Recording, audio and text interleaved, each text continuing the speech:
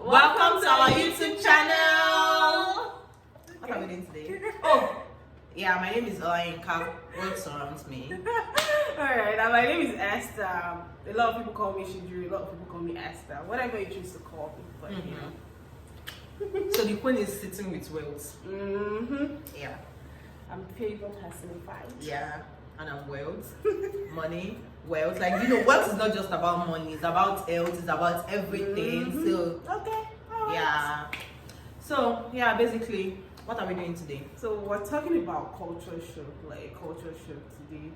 Because I think it's quite common for a lot of people to experience culture shock when they move to a new culture, a new environment, an unfamiliar environment. And if you're not familiar with what culture shock entails, it's like this sort of disorientation or feeling that you have when you're in an unfamiliar environment, or just culture, beliefs, and things like that. Yeah.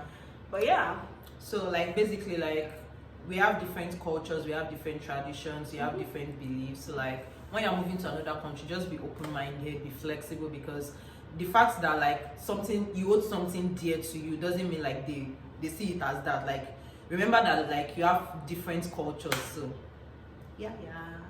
Okay, so where do you actually want to start from? Because when I moved to the US 2.5 Tell them when you moved to the US. Okay, yeah, let me start with that one. Oh, what? I moved to the US in 2019. So I've been here for almost 3 years now. It's been a while. I can't believe this. Mama of US.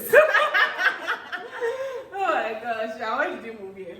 I moved in 2021. Okay, that was last year. Last year. Going to a year now. So we'll have our anniversary, don't worry. See how time flies.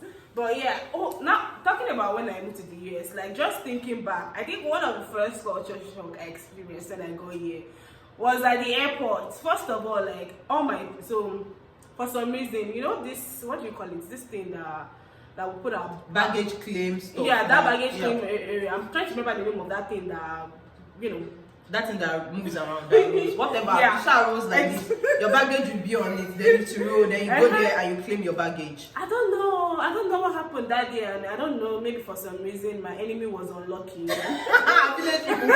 Right? And then it got stuck, so my box got stuck, and this was a box that I got new, purple box. I really love that box. I know, right? When you I've remembered another thing, but sorry. Let me exactly. We move to something else. Let me tell you that. So basically, it got stuck, and then for some reason, the thing just said, so that's how all the things, all my stuff, the thing just destroyed my box, basically. Jeez. All my clothes, my cream, a lot of things I bought. Luckily, my food stuff was not there, so it was another place. Because if my food stuff, gari, beans was there, everything, but it was in another box. So I had a food stuff box, and then I had a box for my clothes. But do you know, all my things scattered on that moving? Jeez. Yeah, it's scattered, and then nobody, literally nobody helped out. I mean, I feel where I'm coming from in Nigeria, people will even help you to pick up those things as they are going on. People were just picking their boxes, and they were wheeling it across my clothes, because all my things scattered on that moving stuff, and it was just crazy. My cream, everything. That day, as in my eyes, they were so red. I felt like crying. Oh my god. Because I was just oh my goodness, and nobody's even helping me. Y'all are just taking your boxes and even taking it across. People just stood there some people are waiting for their boxes and stuff. So I think just that. I mean, I consider it as culture shock, because back home I feel people rush to help you. If you are in need, people will definitely help you. Even here, when your car gets stuck on the road, nobody will stop and check you and be nobody. Let me help you. But I think just that orientation, that mindset, I think I'll consider it to be in this individualistic mindset. Yeah. I think it's really prominent here. Back home, you're still as a community, there's this communalism, there's this people rush you up. Yeah. But here, I think a lot of people are individualistic. They expect you to figure things out on your own. If your car gets stuck, call your insurance. They'll come and help you. They'll come and help you. Yeah. But it's not like that. It's not. So I think for me, that was one of the things. It was just that it just shook me to reality. I was like, what? Is this where I'm coming to? Yeah. So nobody's even helping. Nobody's even helping. But yeah.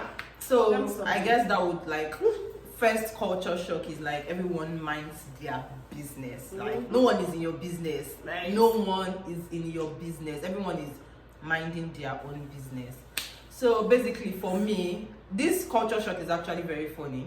When I came here, mine wasn't even at the airport or anything. When I came here, so like my supervisor was like, oh yeah, let me just take you around campus, let's go out. So I went out with like a couple of other people, and then we were at the restaurant, like all the school restaurants. Yeah. And then we got ice cream, and then everybody was taking ice cream. And then like, because I went with my other Nigerian friends so that I would not feel left out. So like we were talking, and then I left my own ice cream cup on the table. And then I looked beside me, and everyone emptied their cup, like they trashed their cup. And oh my god, like I felt so embarrassed. Like I was like, no one told me that you trash your things by yourself over here. Like I was so embarrassed. And I felt like it was too late for me to like trash the cup. So I left the cup there. Like I left the cup there. I was like, I did not know. So I did not know that. Although like eventually I found out that like maybe basically because that was maybe school environment, because I mean when you go out now, like people carry your stuffs for you, but like just try to like read the environment like before you do things. So yeah, so exactly. So like that shocked me. I was like, what? So now when I eat in school, I trash my thing myself. I don't expect anybody to trash anything for me. Oh, so like you're expecting like somebody will come and trash it for me. Yes, like the way it is in Nigeria, like even if you eat anywhere, like people will come take the something for you and trash it for you. That was what I was like. I was literally expecting that. But then I saw that everybody was trashing things by themselves. So even if you go to the dining, like you have to carry your plate to, there's a thing that rolls, you have to drop it there so that it rolls to where they wash the plate. I'm like, okay, lesson learned. You don't leave your plate on the table. Yeah. Okay, so I'm trying to think of something else right now. Yeah, we can talk about like driving. Like there are a lot of traffic rules and regulation. I don't drive, so I'm just going to say like the rules and regulation for me, like even though like I use my leg, so you get like I have my car, but my car is my leg. So yeah, so before you cross, like there are regulations, and I'm like, in Nigeria, like there are no rules, there are no regulations for crossing. I know like there should be regulations, there should be like traffic rules and everything, but I feel like it should apply to people that are driving, not me. So for me, like before I cross, it has to like give me like a light that shows that, oh yes, now you can cross. So at times like it is usually, I don't want to say annoying, because I mean this is their culture, so you cannot say somebody's culture is annoying you. But the point is like there are times that like cars are not coming and you cannot cross because you have to wait for that light to indicate that yes, now baby girl you can cross. So like at times you just wait, and it's always like, I don't know, like you just have to wait before you cross. So that's like a culture shock to me, because in Nigeria, like once you look around and no car is coming, you cross. But yeah, like you have to wait for the light to say baby girl you can cross before you cross. I mean, unless you live in Lagos and you have to take those bridges. But at least exactly, but at least you can cross. Not like you are waiting for anything. Like you don't have to wait for 30 minutes or 1 hour or anything because you want to cross. I'm not driving a car, so yeah.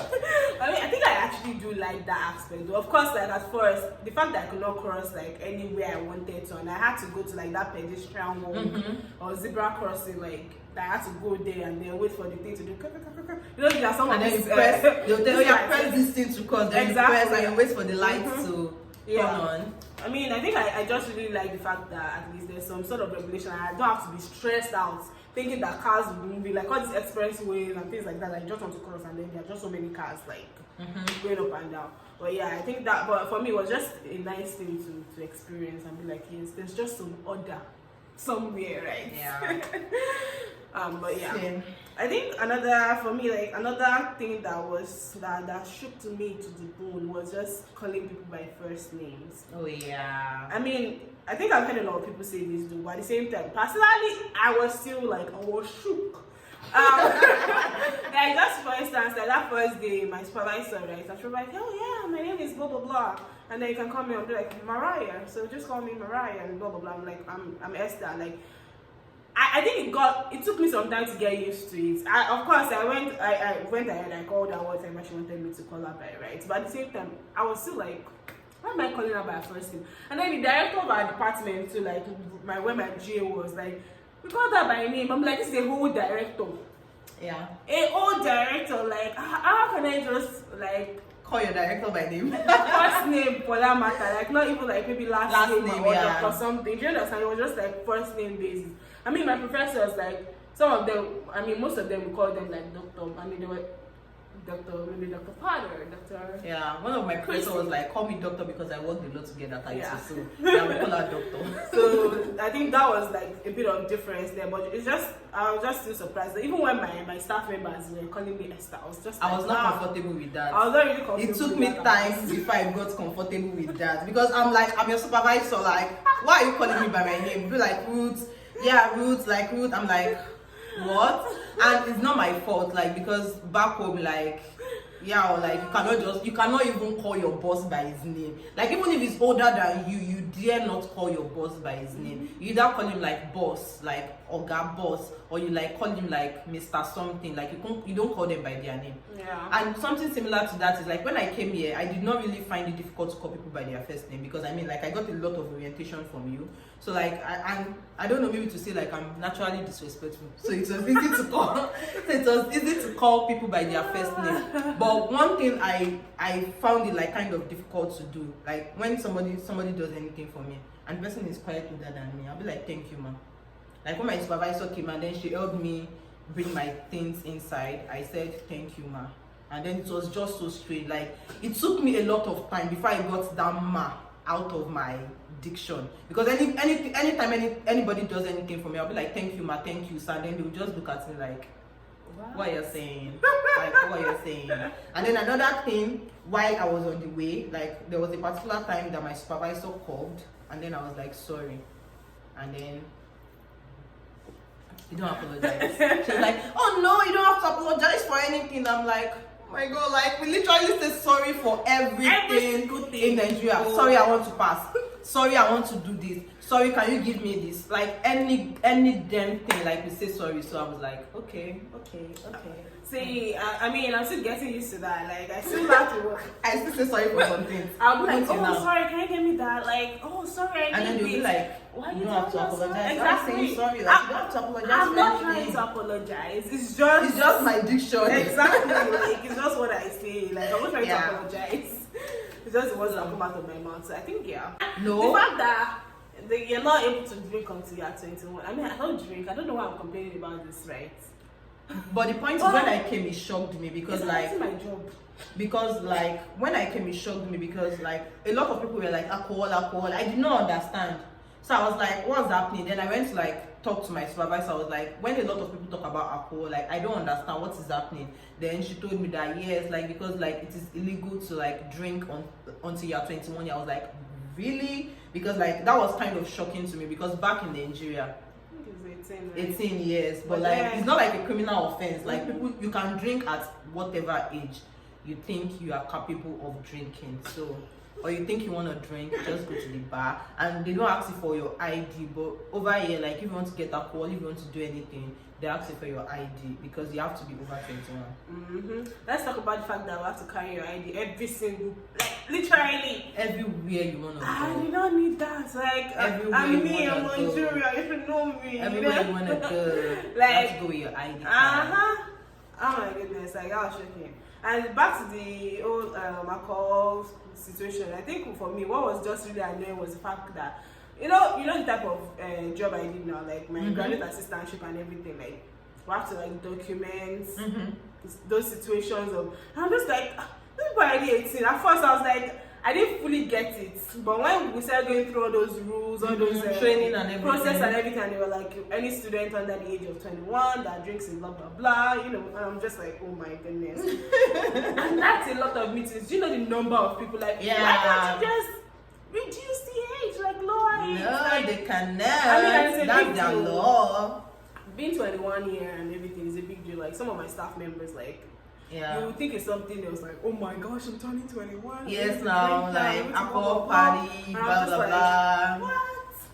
Yeah, but yeah, that was surprising. Do you know what we do basically? Like, when we like do this all roster, and like we see that somebody is turning 21, like we'll be like, the person on duty should just check on them, because when we know that their roommate is not yet up to 21, because we know that they might want to throw a party and drink and like mess up the whole place. So like, basically, you have to be 21.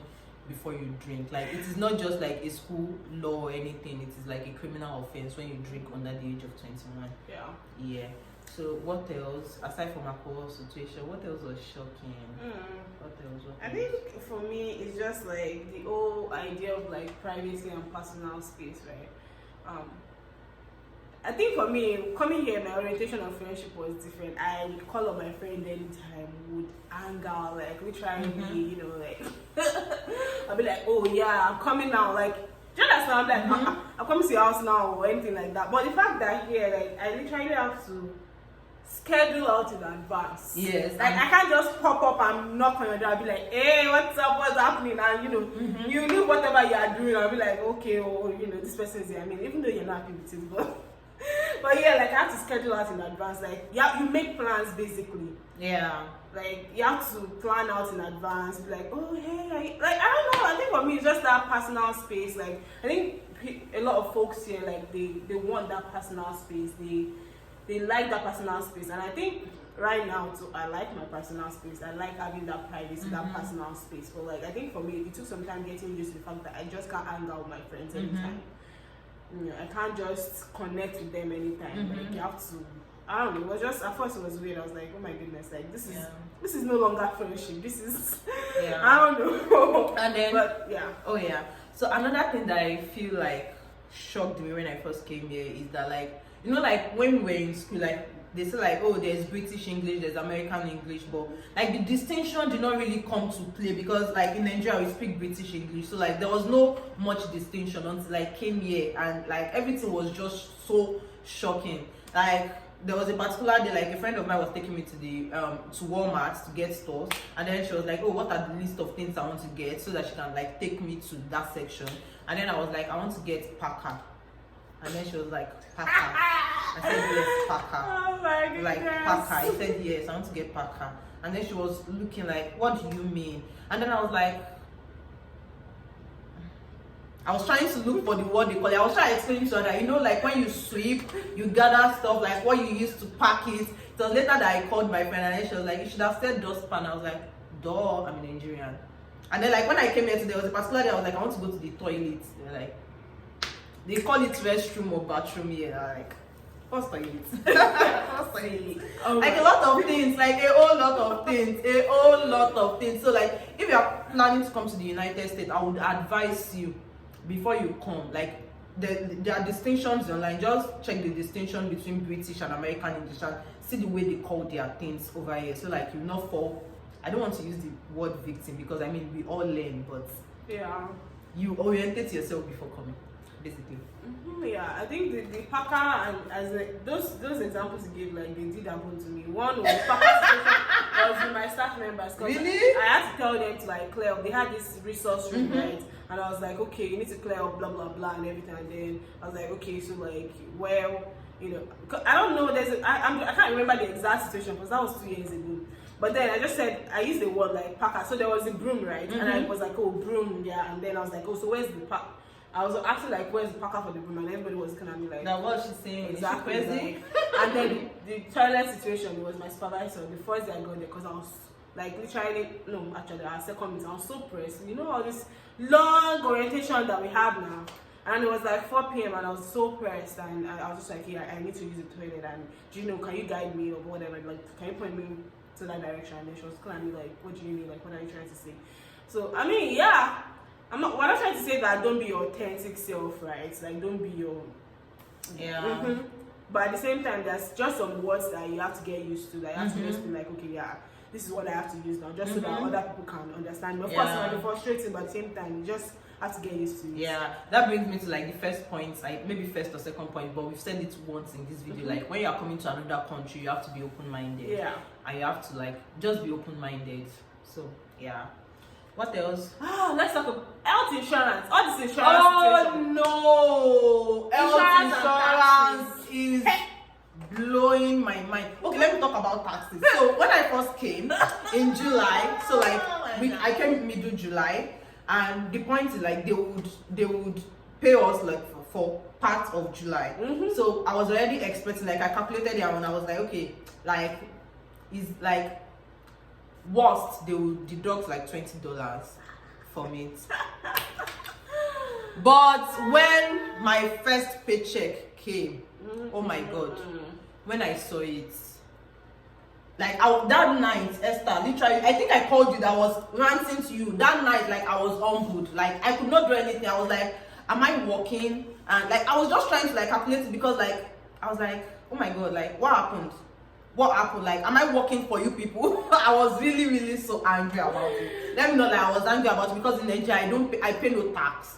So like coming here and having to pay tax, it was like very shocking to me. Technically you do, because I mean in Nigeria, but not, we pay tax, but they will not show it.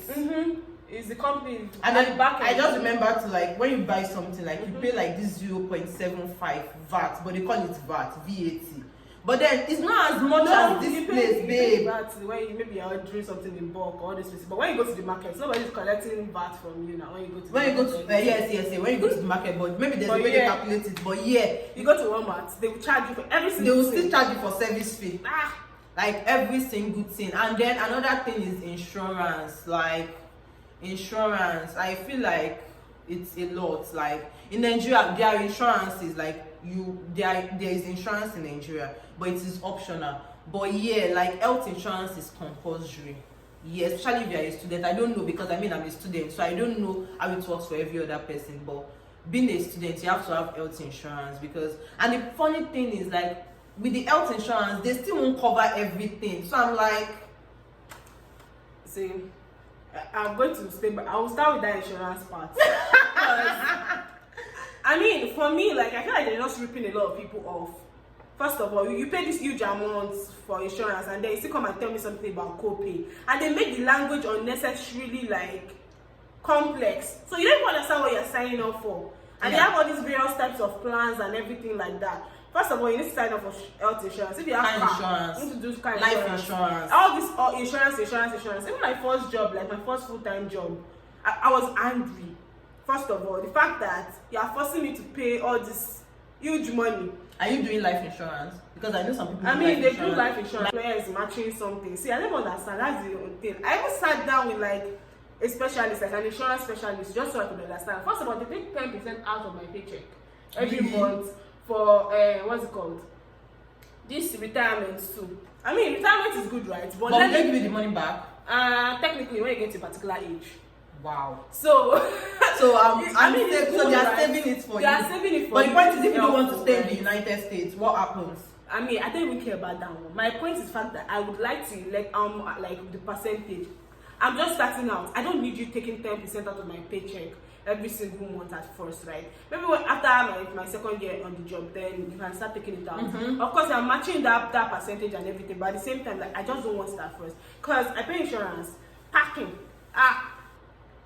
that one is me. I'm paying all this, like then the medical whatever insurance that you have to do, because you don't know when you fall sick and go to the hospital, right? Yeah. Like, oh, I'm not going to fall sick, I won't do any insurance thing, but like you don't know when you're going to fall sick, and then that happens. And then the taxes, I'm paying federal taxes, I'm paying state taxes, I'm paying school district, Columbus school whatever taxes, like your municipality or whatever, like just city tax, like it's just crazy. Like literally almost every month, like 1,000 leaves my paycheck. So how much is remaining? Like I'm already like, how much is $1,000. I could have done something with this. Exactly. Like spend $1,000 home. Like it's a lot. It is a lot. Half of that. So taxes, insurance, situation here, even the car insurance that I recently paid for. Oh my goodness, so freaking expensive. And the point is, like, you will not want to not pay for the insurance because you don't know when anything will happen to your car. Exactly. But then again, I still feel like insurance here, they rip people off. It's unnecessary. To be sincere, they do. See how much people are paying just to give them and everything in hospital. They do. Nah, it's too much. It's too much. It's too much.